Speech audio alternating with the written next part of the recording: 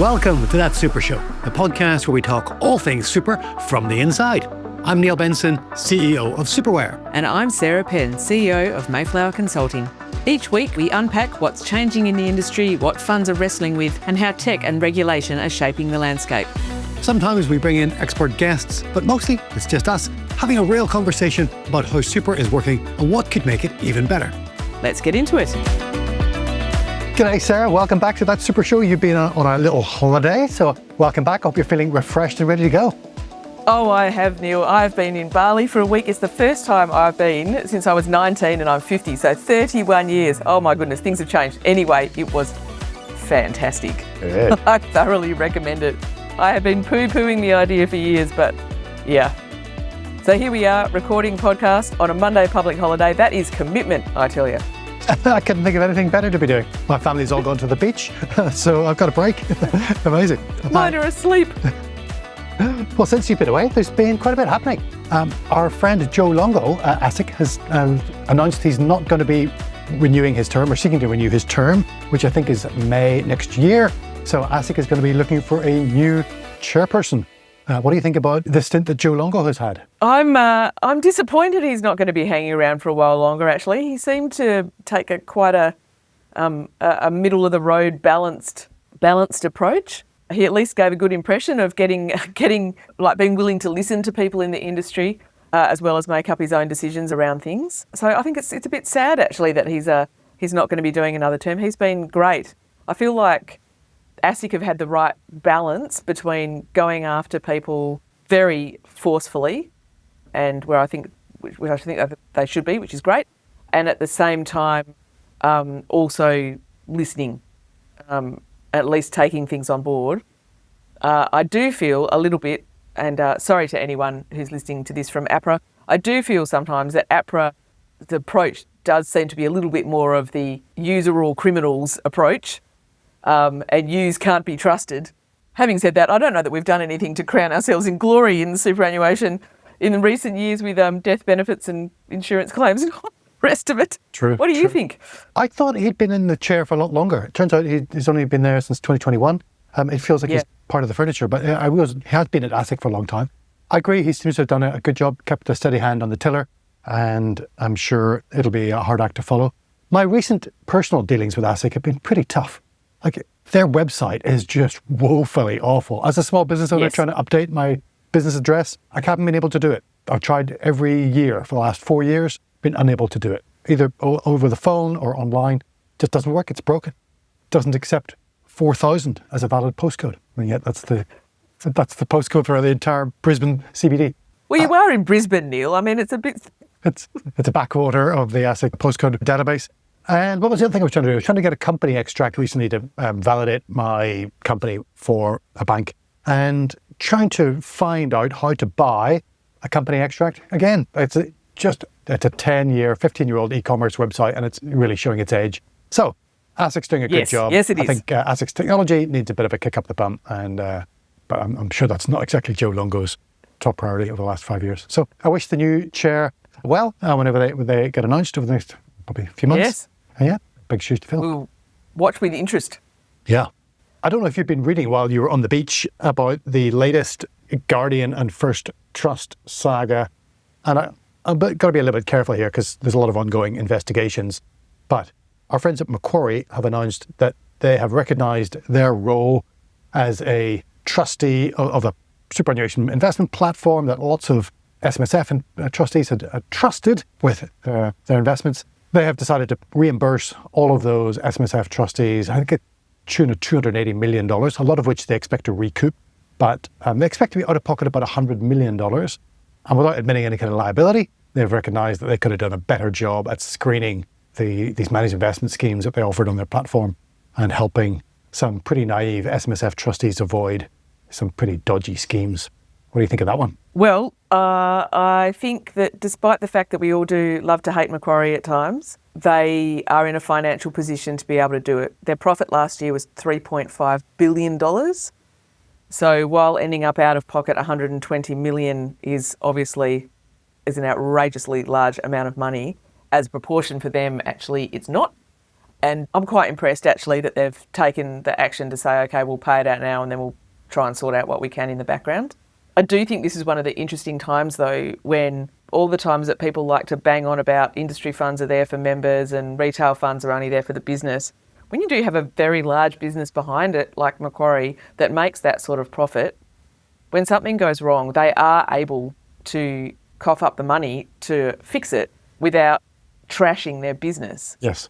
You know, if an industry super fund lost a huge amount of money on one particular investment, and that does happen, incidentally, they don't have the reserves to, you know, even if they have very substantial reserves, they don't have $3.5 billion in reserves to just suddenly be able to go and get the money out to do something else with. And it is members' money too, whereas this is not members' money, so members aren't being impacted. That's right. Yeah. If this was an industry fund and the members' reserves got tapped, then every other member would have to chip back into that emergency fund or the reserve fund to build it back up again. And so, yeah, absolutely comes out of members' pockets.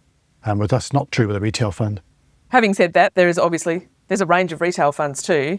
If you, the one end, you've got Macquarie, who make an absolute, I normally swear when I say this, ton of money, insert expletive before ton, every year, and are able to pay it back. At the other end, you have very small platforms like the ones that ETSL, I should say, is the super trustee of, that don't have any money. And then even ones in between, like large successful platforms like NetWealth, who are also impacted.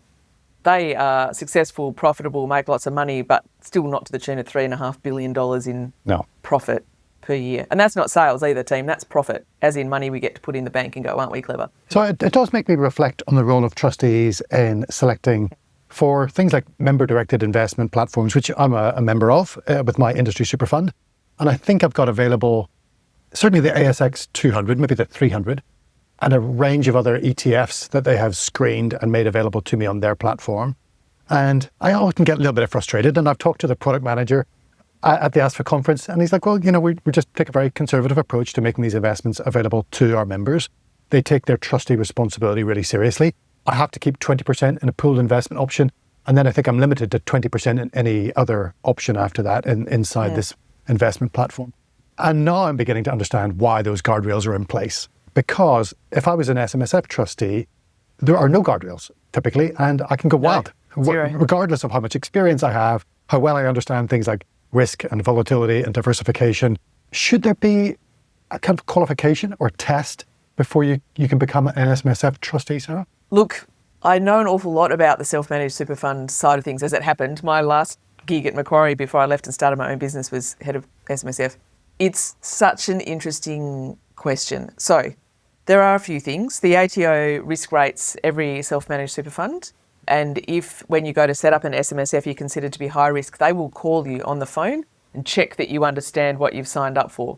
So that's not the investment side. It's the trustee, that you understand your responsibilities as a trustee.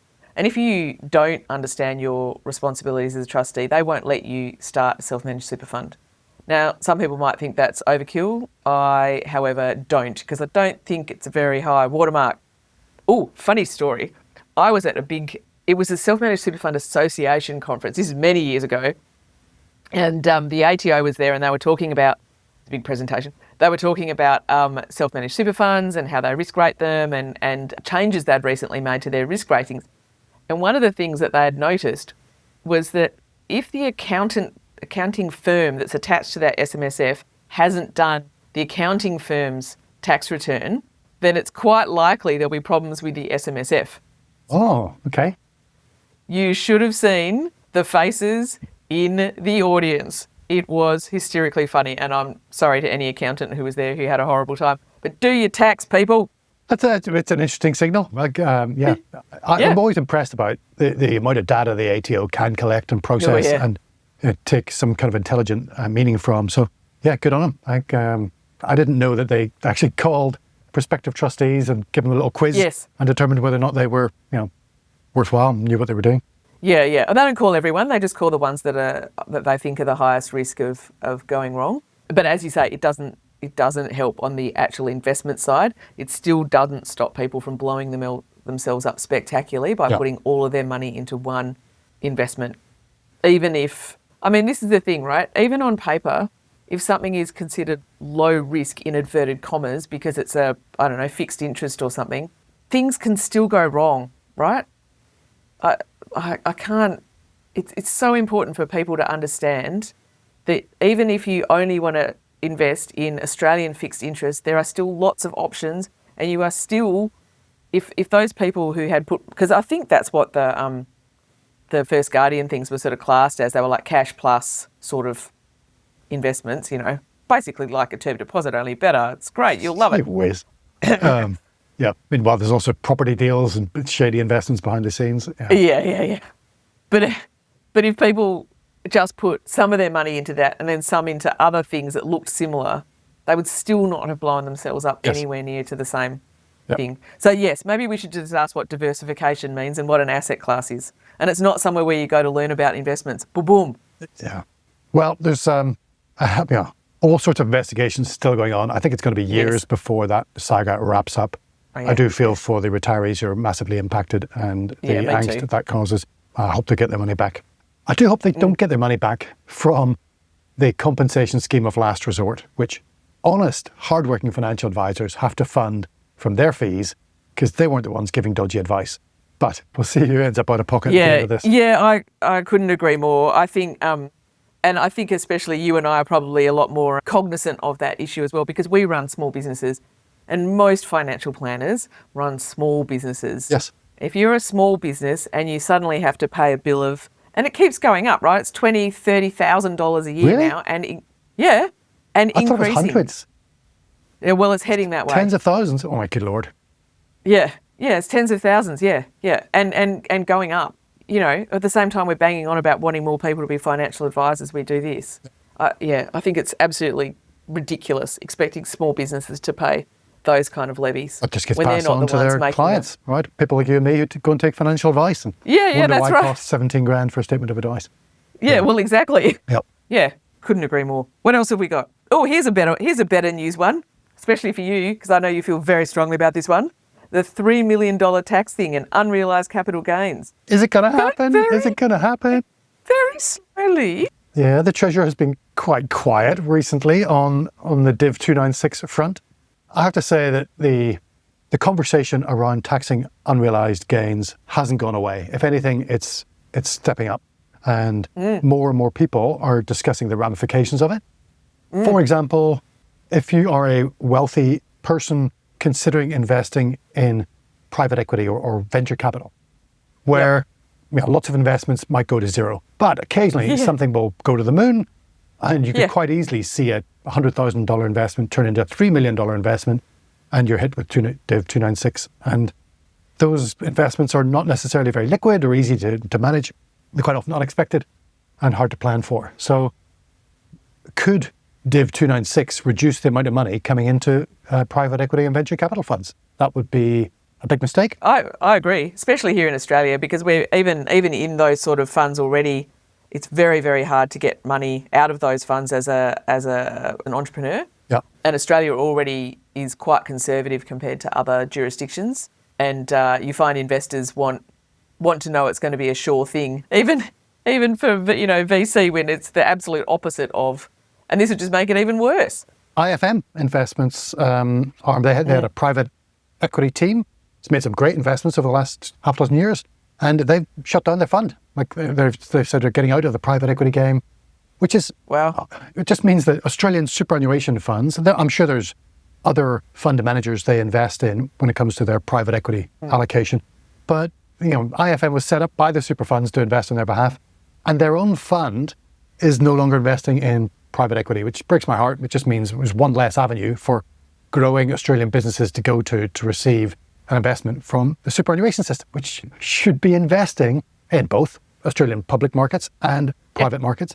I understand IFM has just said, look, private equity is just too small in Australia. We've got so much money to deploy, we're having to go outside. And so having a small local fund is just a distraction. Like, oh, good Lord. Dear. That's dreadful, isn't it? Very sad. Very sad. I understand what, trying to deploy $4 trillion worth of capital could be a challenge. But I think trying to find some worthy growth companies here in Australia is a worthwhile mission. And I think superannuation should shoulder its fair share of helping Australian business owners build their businesses. Yes, I agree. Anyway, DIV296, we haven't heard much No. about yet. And Crickets, one might say. there still is a plan to have it come into effect retroactively from the 1st of July 2025, even though the legislation hasn't passed yet. And we're well into financial year 26. I don't know. Yeah. I think the fact that it's all gone very quiet hopefully means that some people have had some sensible discussions about it. Look, I have no issue with having another tax point at 3 million, because if you've got more than $3 million in your super, well, good for you. And you can probably afford to pay a little bit more and you probably won't even notice. But the unrealised gains thing is just ridiculous. Well, let's get back to that in just a moment. Our last news item, I wanted to congratulate Bec Wilson and the team at Chant West, who this week announced the launch of their new Epic retirement tick. Have you seen this one, Sarah? I only very briefly, because I have been on holidays. Did I mention holidays? But it looks good. I'm really glad that someone's actually doing it. Yeah. I've got the list here of the 6 who got it: Host Plus, Aware Super, Brighter Super, Uni Super, Telstra Super, and Art. Well done. Well done to those funds. Yeah. So I read Bec's book maybe about a year ago, and it's a really great book called Epic Retirement, and covers all the ins and outs of the superannuation system, but also focuses on things like finding purpose after you retire. Yes. And focusing on your health, so you have a nice, healthy, long retirement. A really well-rounded book. So I'd encourage anybody, our kind of age, thinking of retirement, to grab a copy of that. So I recognised Bec's name when Chant West announced this assessment.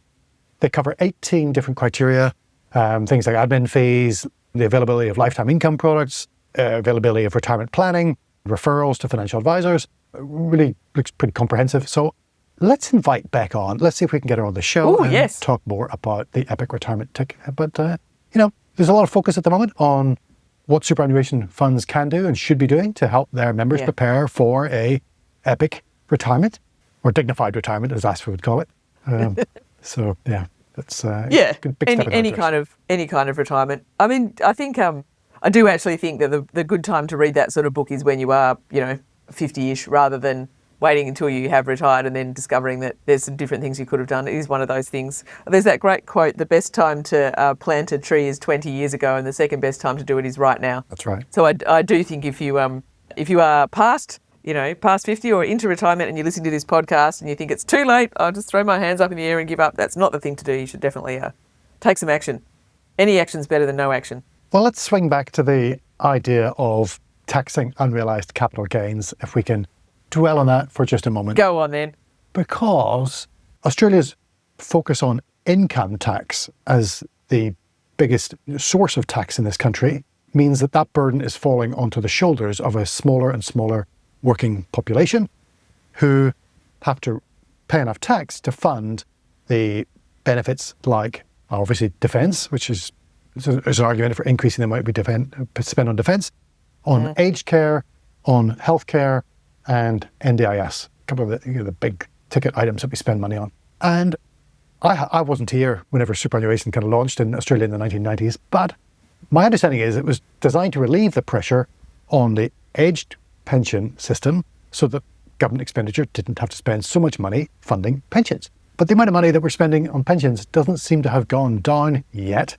Is that just a timing thing that it will, Sarah, over the next couple of years, pick up the slack as the people retiring in the 2020s and 2030s have a huge, solid accumulation account, and that they're not going to be drawing on age pension?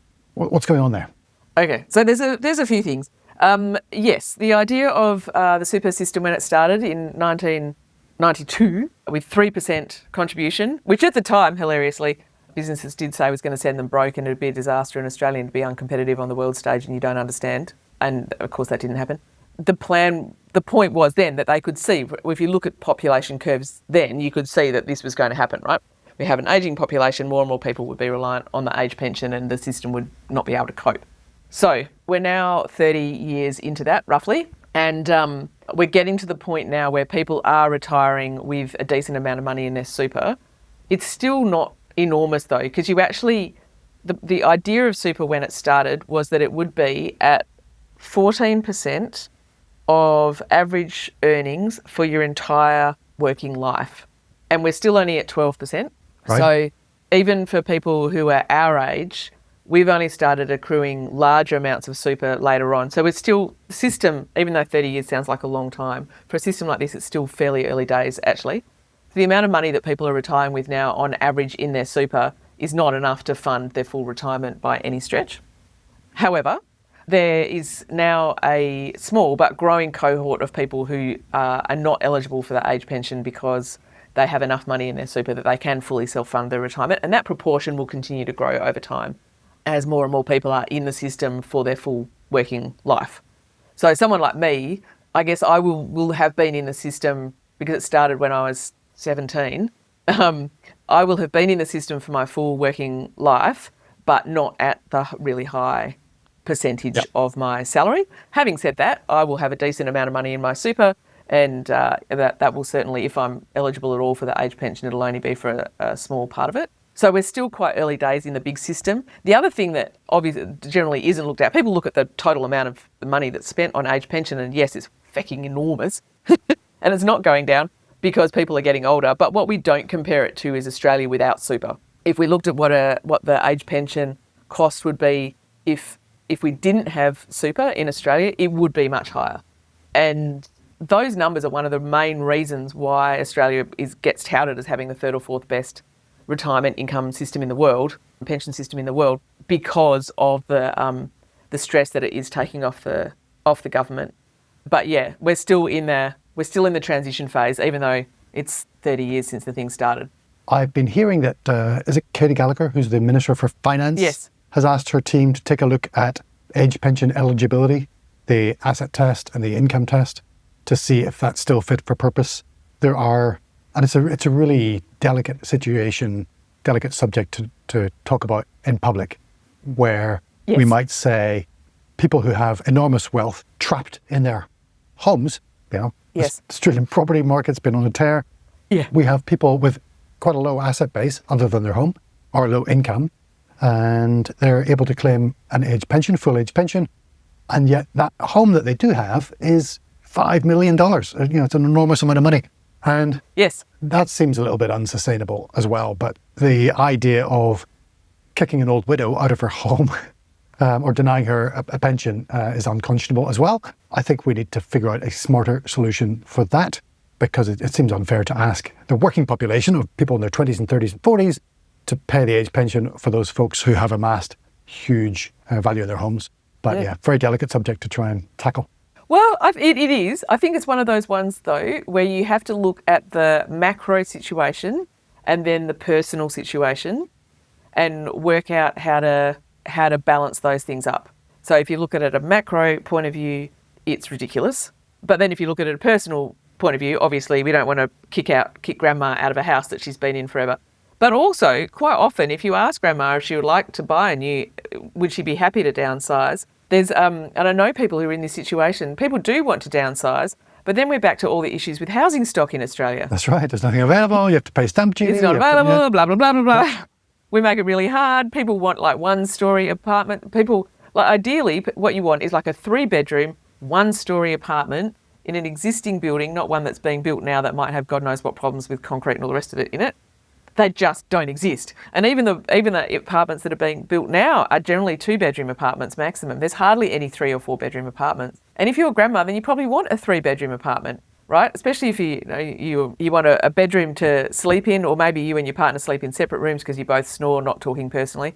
And then you want a spare room for when the grandkids come to stay, and maybe you want to study. I know my dad has a study in his house. That's not off the realms of ridiculousness. Very reasonable. When you say it, but there aren't any. So I think before we chuck grandma out of a big house, we have to make sure she's got something smaller to move into.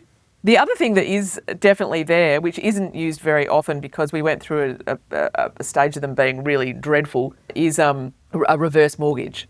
So the reason a reverse mortgage is when you borrow money against your house, and when you die, the bank gets whatever money you owe them out of your house, which is fine. The problem is we had some in the sort of early 2000s where people could end up owing more than their house was worth. Oh, good Lord.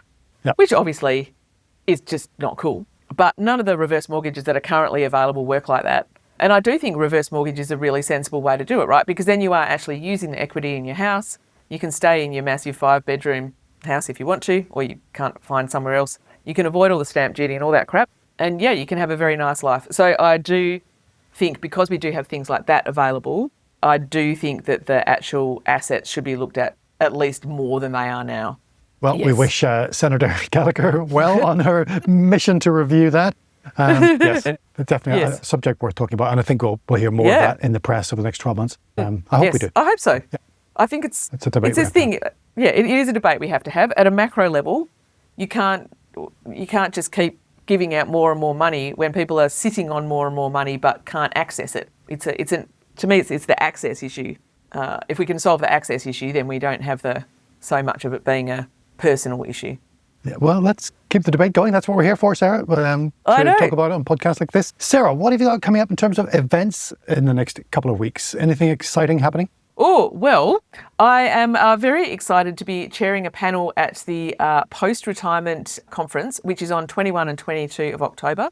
This conference has been running for years, actually. It's very popular, worth coming along to. And I'm going to be chairing a session on, you would never guess, housing, age pension and retirement income, the interconnected we couldn't puzzle. have planned that any better if we tried. I know. Very good. And yeah, I've got some really interesting speakers coming along actually to talk about the money side of things and the people side of things, which obviously is how all this stuff ends up playing out. But I do think that'd be really worth attending. And then, of course, there's also the FSC Innovation in Retirement Conference. It's on the 16th, which is Thursday next week. That's a one-day conference. I'm looking forward to that one as well. Great. Not presenting, though, just chatting. Just chatting. Well, we'll put links And to you? both of those. The only thing I've got coming up then, I think, is the ASFA conference here in the Gold Coast, or just on the road in the Gold Coast, Yes. next month. So looking forward to seeing you there. Yeah, me too. Hang out in person.